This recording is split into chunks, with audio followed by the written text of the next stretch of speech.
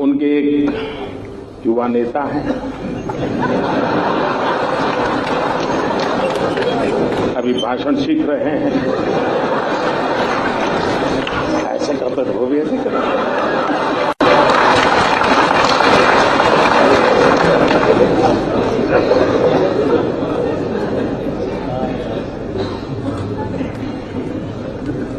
जब से उन्होंने बोलना सीखा है और बोलना शुरू किया है, मेरी खुशी का कोई पार नहीं है।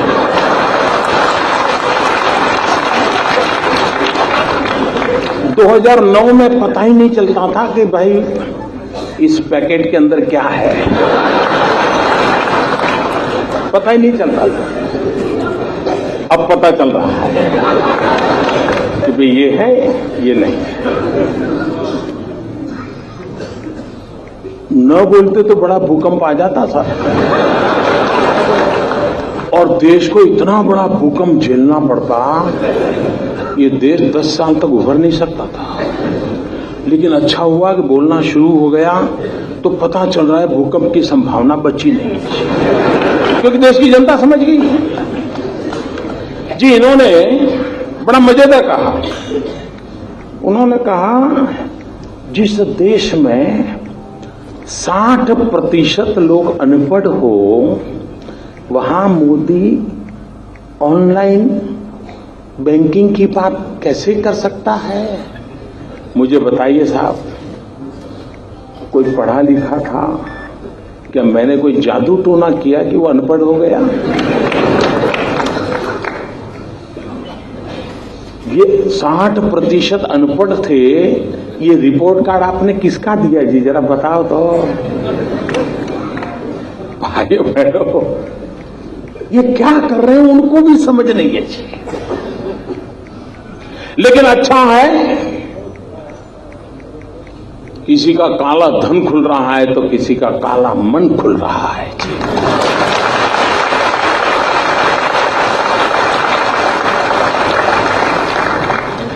लेकिन देश साफ सुथरा होकर के, स्वच्छ होकर के,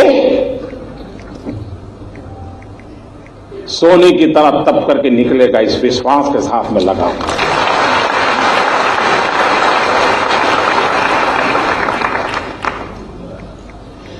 मैं यूनिवर्सिटी के कैंपस में आया हूं, पढ़े लिखे लोग हैं। मेरा आपसे आग्रह है, मेरी बीएचयू के सभी नौजवानों से आग्रह है, जो इस सभागृह में होंगे, जो बाहर होंगे, सबसे आग्रह है, और भूतपूर्व विद्यार्थियों से भी आग्रह है मेरा।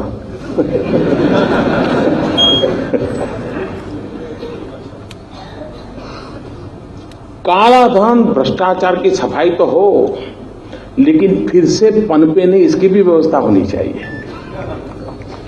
इसमें मुझे आपकी मदद चाहिए, पढ़े लिखे नौजवानों की, और वो मदद चाहिए कि हम ऑनलाइन बैंकिंग की और लोगों को तैयार करें। अब चाय मोबाइल फोन से भी पेमेंट देकर के पिया जा सकता है, चाय मोबाइल फोन से पेमेंट लेकर के बेचा जा सकता है। हर चीज संभव है। आपके मोबाइल फोन में ही आपकी बैंक है। अगर आपका बैंक में खाता है, आप आराम से उसको ऐप को डाउनलोड करके कारोबार चला सकते हैं। हम जितना ज्यादा ये करेंगे, ये नोटों का खेल बंद होना शुरू हो जाएगा। और इसलिए भ्रष्टाचार, काले धन के खिलाफ की लड़ाई हमको जीतनी है। जाली नोट, उसको तो 8 नवंबर को ही उसको दफना दिया गया। आतंकवाद, नक्सलवाद, माओवाद, नॉर्थ ईस्ट में इंसर्जेंसी, सारा कारोबार एक झटके में चौपट हो गया। बहुत बड़ी मात्रा में नक्सल लोग आजकल सरेंडर करने लगे हैं, क्योंकि खिलाएगा कौन? पुरानी नोट तो चलती नहीं है। भाइयों बहनों, कुछ निर्णय ऐसे होते हैं कि जो समाज जीवन में एक बहुत बड़ा बदलाव लाते हैं, और कुछ लोगों को विरोध करना है। आप हैरान होंगे साहब, देश की सेना के जवान मौत को मुट्ठी में लेकर के पाकिस्तान में जाते हैं, आतंकवादियों से भिड़ते हैं, उनका खात्मा बुला करके वापिस आते हैं, जिंदा लौट करके आते हैं। कुछ लोगों को उसकी भी परेशानी हो गई कि सर्जिकल स्ट्राइक हुआ था कि नहीं हुआ था, बता। फिर उनको लगा कि देश का मिजाज अलग है, तो फिर चुप हो गए। देश की इंस्टीट्यूशंस पे इस प्रकार से माहौल बनाना कितना शोभा देता है क्या? आप देखते होंगे इन दिनों देश का एक बहुत बड़ा सफाई अभियान चल रहा है।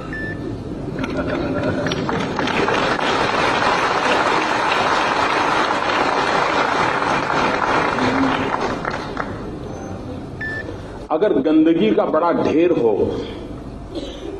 और वहां से आप गुजरते हैं तो दुर्गंध आती है। बार बार आते हैं जाते हैं तो पता है कि अब यहां दुर्गंध शुरू हो जाएगी, वहां पहुंचेंगे तो पूरी हो जाएगी।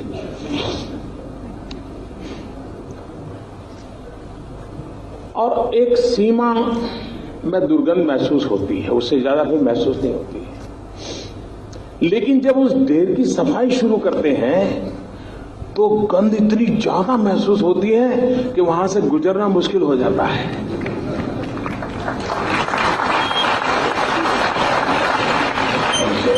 गंद का ढेर वैसे ही वैसा पड़ा है तो एक सीमा तक ही गंध महसूस होती है, लेकिन जैसे ही उसको सफाई करना उठाना शुरू कर दिया तो ऐसी गंध महसूस होती है।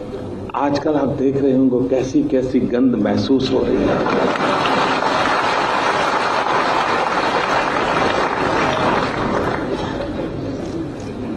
लेकिन एक बार ढेर साफ हो जाए तो फिर मन करता नहीं, यार ये तो जगह इतनी अच्छी बगीचा बनाया जा सकता है। कान इतने सालों का ढेर गंध भरी पड़ी है, लेकिन ये काशी के आशीर्वाद है कि मैंने गंद की सफाई का बेड़ा उठाया है।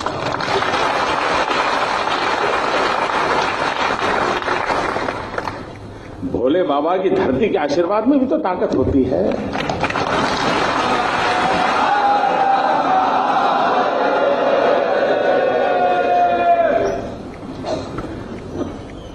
कुछ लोग कहते हैं कि मोदी जी ने इतना बड़ा डिसीजन ले लिया, लेकिन उनको अनुमान नहीं था।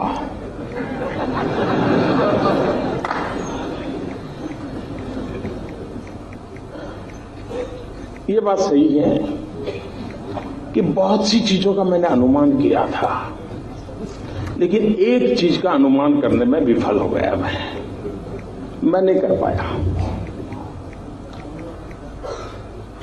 अब वो मेरा देश, मेरे संस्कार था क्या था मुझे मालूम नहीं, लेकिन मैं नहीं कर पाया। मैंने जब इस पूरा काम के लिए दिमाग खपा रहा था, योजना बना रहा था, कभी सोचा नहीं था कि देश के राजनेता कुछ और कुछ राजनीतिक दल हिम्मत के साथ बेईमानों के साथ खड़े हो जाएंगे।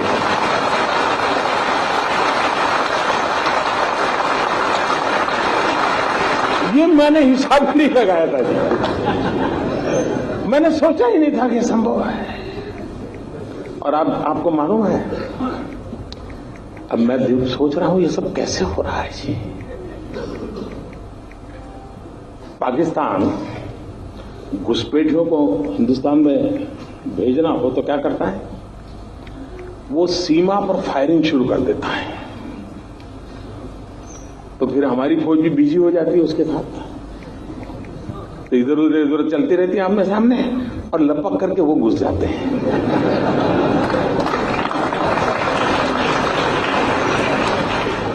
उनको कवर मिल जाता है बेईमानों। इन दिनों संसद में आपने देखा होगा, तू मैं, तो इन लोगों को पीछे से, मुझे अब समझ आया ये होलना किसकी भलाई के लिए किया जा रहा है।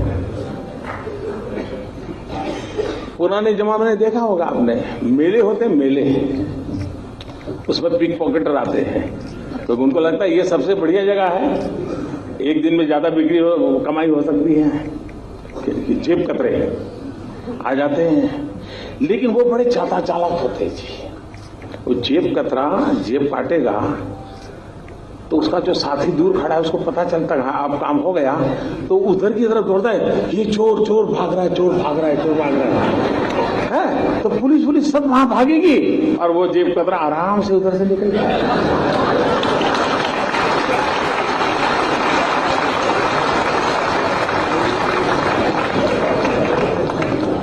बेईमानों को बचाने के लिए, बेईमानों को रास्ता दिखाने के लिए न जाने कैसी तरकीब अपनाई जा रही है।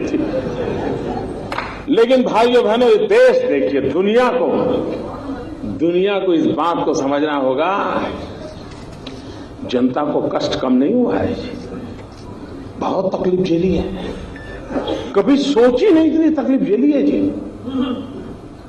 उसके बावजूद भी ईमानदारी के रास्ते पर देश चलता है तो कष्ट झेलने के लिए तैयार हो रहा है। 6-6, 8-8 घंटे कतार में खड़ा रहता है। इतनी तकलीफ के बावजूद भी जब मुंह में उंगली डाल करके पूछा जाता है, फिर आखिर में कहता है नहीं लेकिन किया तो अच्छा है।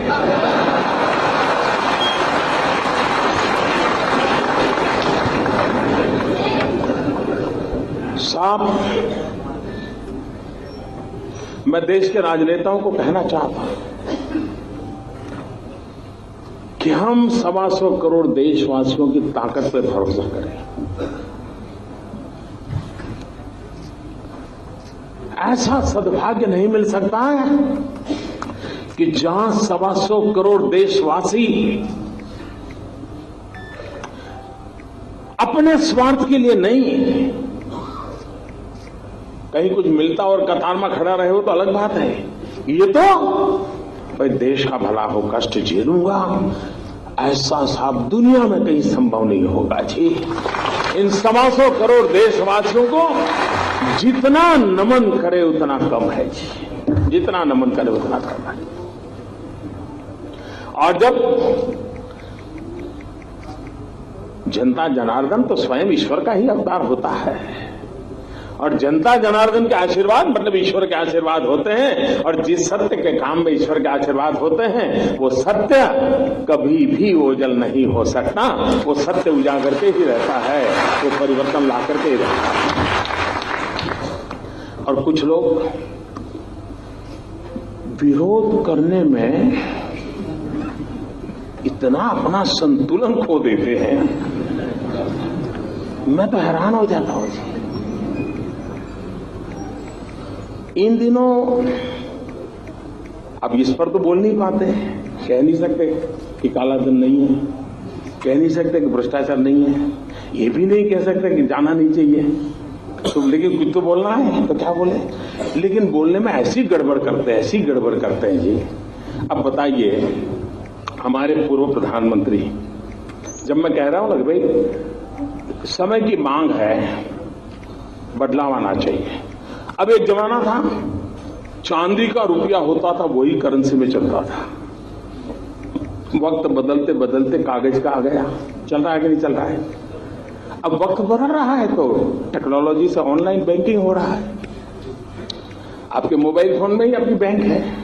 तो मैं जब कह रहा हूं कि भाई अब बिना जेब में नोटों के थप्पे भरे बिना भी काम हो सकता है, तो भारत के भूतपूर्व प्रधानमंत्री डॉक्टर मनमोहन सिंह जी, और लोगों को लगता है कि मनमोहन सिंह जी वित्त मंत्री थे, फाइनेंस हमारे देश के प्रधानमंत्री थे, लेकिन बहुत कम लोगों को मालूम है कि 1970-72 से वो देश की अर्थव्यवस्था की कोर टीम में हमेशा रहे हैं।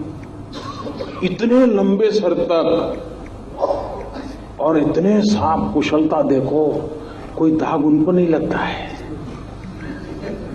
होता सब है।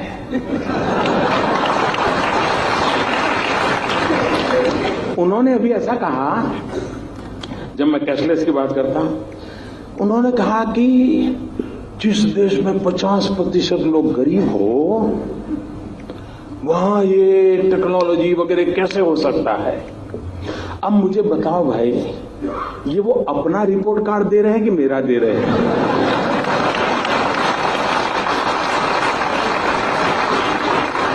ये 50% गरीबी, ये विरासत किसकी मैं झेल रहा हूं जी?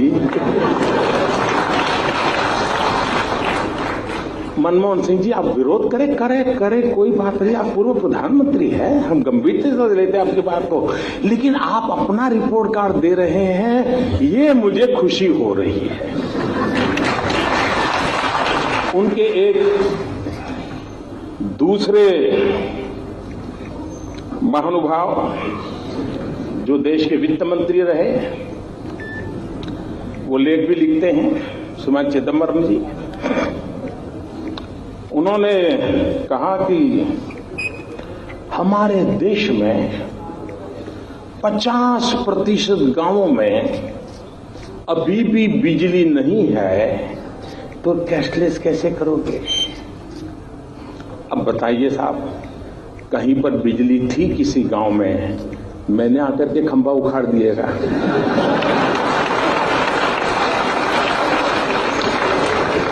क्या मैंने आकर के तार काट दिया क्या? मतलब चिदम्बर जी, 2014 में तो आप कहते थे कि हमने इतना विकास किया है, काशी में मोदी की जमानत जब्त होनी चाहिए। अब कहते हैं 50% गांव अंधेरे में डूबे पड़े हैं। ये मोदी का विरोध करने में, ये देखिए साहब, ये काशी का बच्चा है।